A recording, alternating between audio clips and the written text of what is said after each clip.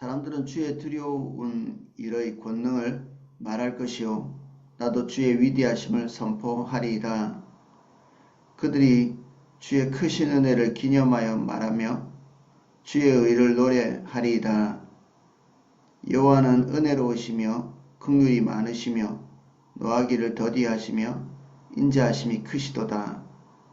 여호와께서는 모든 것을 선대하시며 그 지으신 모든 것에 긍휼을 베푸시는도다.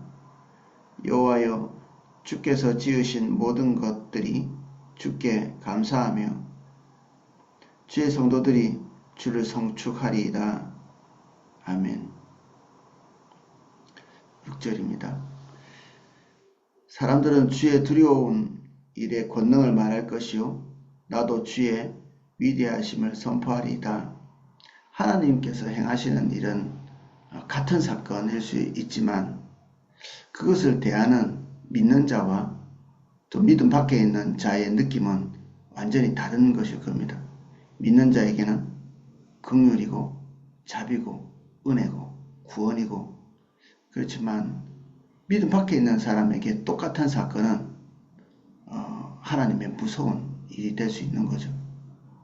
그 하나님의 백성을 보호하시는 그 보호와 긍휼이 그들에게 있지 않은 것 때문에 그들은 공포와 두려움을 느끼게 되죠.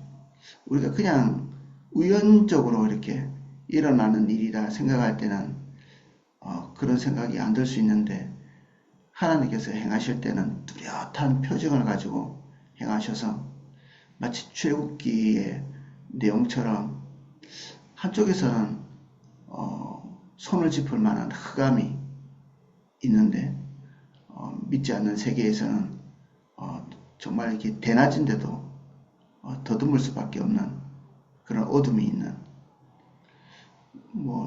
피로 변하게 하신, 물이 피로 변하는 그러한 사건에서도 하나님의 백성이 있는 곳에서는 그러한 사건들이 일어나지 않고, 우박 사건도 그렇고 우연적으로 일어났다 이렇게 보면 믿지 않는 사람들에게도 동일하게 그러한 일들이 일어나야 되는데, 저 개인도 그렇고 우리 믿음의 사람들도 그렇고 우리 성도님들의 간증들을 얘기 들어봐도 그렇고, 하나님께서 다른 사람들이 보편적으로 겪는 그런 고통스러운 과정들을 하나님께서 삭감하시는 경우들을 많이 봅니다. 그래서 믿는 자와 믿지 않는 자 사이에 하나님께서 구분을 짓는, 보편적으로는 일어나지 않을 하나님의 보호도 믿는 자들에게는 자주 일어나고, 그리고 누가 보든지 간에 공평하게 일어나야 될 우연적 사건들이 하나님의 백성들에게는 긍휼과 자비로 나타나는 것, 이런 것들이 하나님의 일에 대한 다른 느낌을 가지게 만들죠. 믿지 않는 자에게는 이게 우연이 아니고 믿는 자들과 함께 하시는 하나님, 그분이 살아계신다, 이런 것들을 느끼게 하는, 사실 그들에게도 이게 기회일 수 있잖아요. 하나님의 사람에게 주시는 하나님의 은혜, 이게 기회다.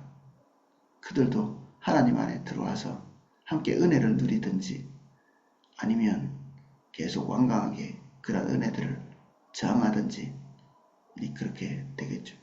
한 집안 안에도 비슷한 일들이 일어납니다. 아내와 남편이 있으면 한 구성원이기 때문에 누군가에게는 은혜가 되고 누군가에게는 재앙이 되기 어려운 문제잖아요.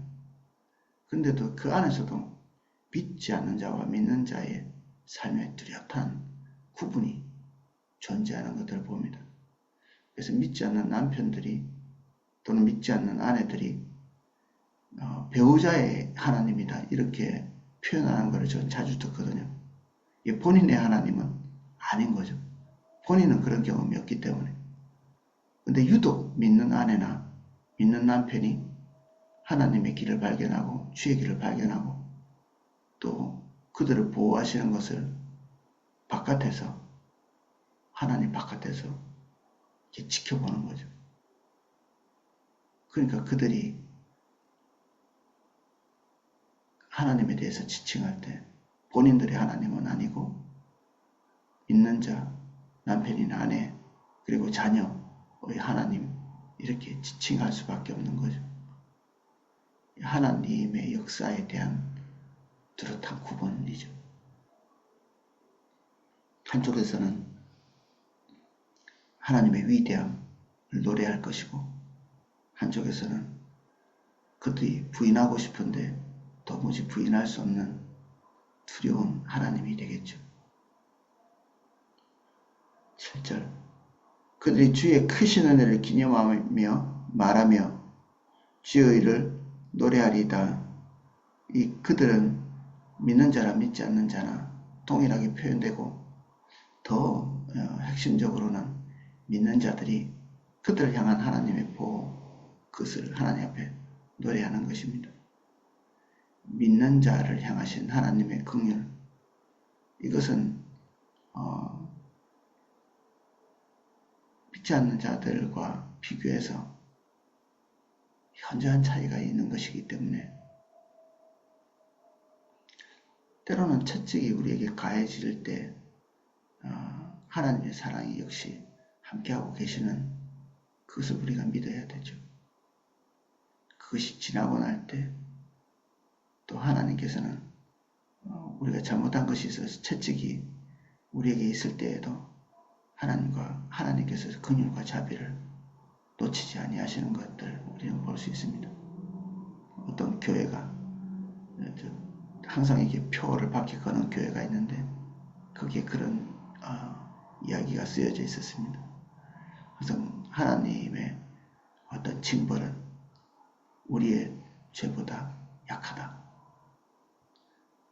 하나님의 긍휼의 성품 때문에 그렇죠. 여호와께서는 모든 것을 선대하시며 그 지으신 모든 것에 긍휼을 베푸시는도다. 긍휼은 견디기 어려운 상황에 빠져있는 자들에 대한 하나님의 애정이죠. 불쌍히 여기시는 것입니다. 어떤 자를 불쌍히 여기시고 어떤 자는 덜 불쌍히 여기신다기보다는 하나님께서 가지고 계시는 고유한 성품이기 때문에 모든 자를 향해서, 모든 대상을 향해서 하나님은 긍휼을 가지고 계신다. 당연히 앞에서 말한 것처럼 하나님의 백성에 대해서도 넘치죠. 그 긍휼이. 여호와는 은혜로우시며 뭔가를 잘해서 하나님 앞에서 상급을 얻는 그런 것들보다는 하나님 그분의 성품이 은혜로우시기 때문에 우리가 하나님의 그분의 은혜에 기대해서는 무엇이든지 구해볼 수 있죠. 우리의 의로움을 기대해서 나가지 말아야 될 것은 그 누구도 우리의 의로움을, 본인들의 의로움을 기대해서 하나님께 뭔가를 구할 수 있는 자가 없거든요. 근데 하나님의 이 은혜의 성품, 다윗도 항상 하나님께 구할 때는 이 하나님의 성품을 기대고 있죠. 은혜, 긍휼, 자비. 하나님은 본질적으로 그러한 성품을 가지고 계시는 분이기 때문에 그게 우리가 하나님께 구해 볼 만한 내용이기도 합니다. 하나님은 긍휼이 많으시며 우리가 어려운 처지에 있는 것에 대해서 그냥 묵과하고 넘어가시지 않죠. 하나님은 비정한 분이 아니십니다. 우리 어려운 처지를 하나님께 얘기할 때 주님이 눈도 깜짝하지 않는 그런 높은 곳에서 팔짱 끼고 계시는 그런 하나님이 아닙니다. 그래서 자연신론자들, 이신론이라고 말하는 하나님과 관계가 전혀 없지만 본인들을 기독교인이라고 말하는 자들, 그 사람들은 하나님께서 우리의 삶에 개입하지 않는다고 말하거든요. 창조주일 뿐이지. 근데 하나님의 성품을 이렇게 보자면 그분은 하나님의 백성에 대해서 끊임없이 개입하시는 그런 성품을 가지고 계시는 분이시죠. 그래서 자연신론자들, 하나님과 관계를 맺지 못해서 하나님의 성품을 경험해보지 못한 자들은 하나님의 긍휼, 은혜, 자비 이런 것에 대한 통찰이 있을 수 없죠. 당연히 그것에 대한 이해도 할 수 없고 그리고 경험치도 없다. 있다 할지라도 느끼지 못하죠. 있다 해도 느끼지 못한다.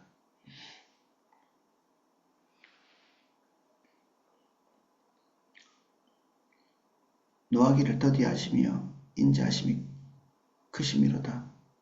당연히 하나님의 노를 당할 수밖에 없는 존재에게도 한 번, 두 번, 세 번 오래 참으시면서 그 노를 쉽게 바라지 아니하시는 하나님, 감사할 따름이죠.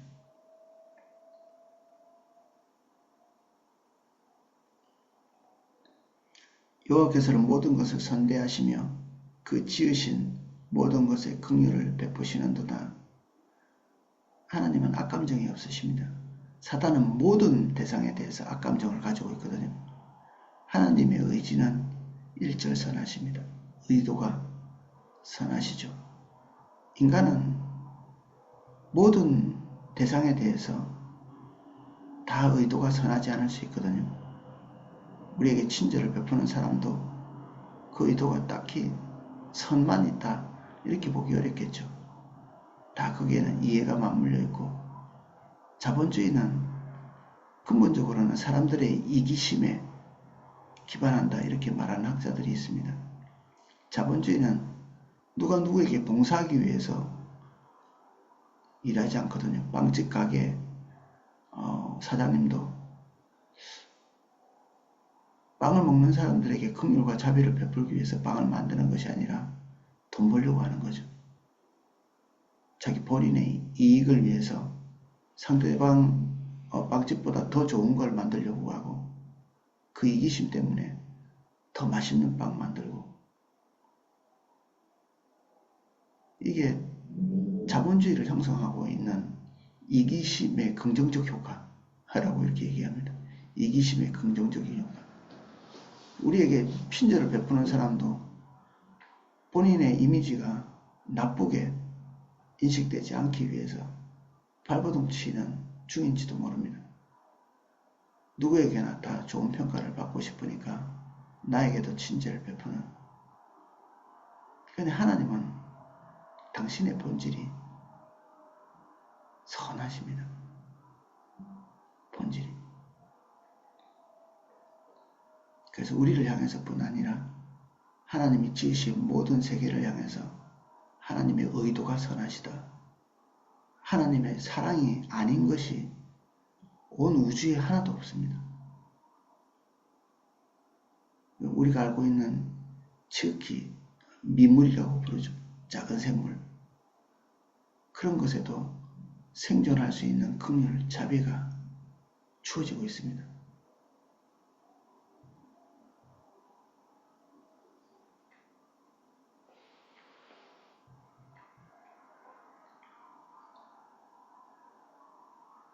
사단은 모든 일에 의도가 악하고, 우리는 어떤 것은 선할 수 있지만 어떤 것은 악하기도 한. 그런데 하나님은 모든 의도가 선하시다.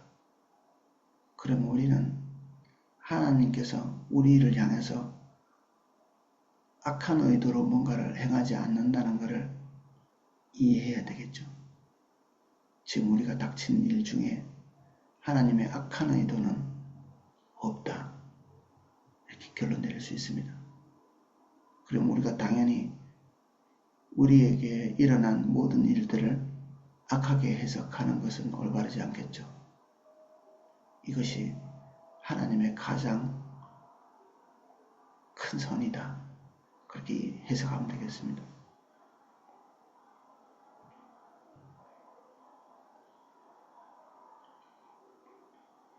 그 지으신 모든 것에 긍휼을 베푸시는도다. 여호와여, 주께서 지으신 모든 것들이 주께 감사하며 주의 성도들이 주를 송축하리이다. 믿지 않는 세계는 하나님의 그 베푸신 것들, 하나님이 베푸신 것들에 대한 감각도 없고 감사를 돌려드릴 기초적인 은혜도 없습니다. 그래서 그들은 점점 마음이 패역해져 가지고 기준점이 없는 사람이 된다는 얘기입니다. 세상이 흘러가는 대로 세상은 선을 향해서 흘러가지는 않거든요. 악을 향해서 흘러가지. 그래서 그 악한 대로 흘러갈 뿐이고, 감사를 할 수 있는 자에게 하나님께서는 끊임없이 하나님의 선에 대해서 이해할 수 있고 통찰할 수 있도록 은혜를 베푸십니다. 그래서 감사는 지혜와 연결이 됩니다. 처음에는 깨닫지 못하는 하나님의 선하심도 감사를 통해서 그 지혜의 문이 열려서 하나님의 행하심들이 보이고, 하나님의 행하심이 보이면 더 찬양하게 되고, 그리고 더 감사하게 되고, 이게 선순환이 되죠. 그래서 우리가 지금 현재는 채 이해하지 못하는 것도 감사합니다라는 선포와 함께 그 지혜가 우리에게 임하게 됩니다. 지금 납득이 되는 일도 납득이 되지 않는 일도 감사를 선포하면서 주님 앞에서 우리에게 베풀어진 일들을 해석하시면 안목과 지혜가 열리게 될 것입니다. 우리가 선순환에 들어가는 거죠. 우리에게 베푸신 것들을 점점 더 민감하게 알게 되어서 주님과의 관계가 더 살가워지는 그런 일이 우리에게 일어나게 됩니다. 근심과 염려는 하나님에 대해서 원망 불평을 만들어냅니다. 지금 현재 상황이 이런데 하나님은 뭐 하시나? 감사는 지금 현재 내가 좋아 보이지 않는데도 이 상황이 감사와 함께 서서히 그 상황을 통해서 행하시는 하나님의 신묘한 어떤 지혜들이 베풀어지고 있다는 걸 보이는 거죠. 그런 것들이 베풀어지고 있는 것. 우리가 감사의 문으로 들어갈 건가? 근심과 염려의 문으로 들어갈 건가? 이건 우리가 선택할 수 있습니다. 오늘은 여기까지 살펴보겠습니다. 기도하겠습니다.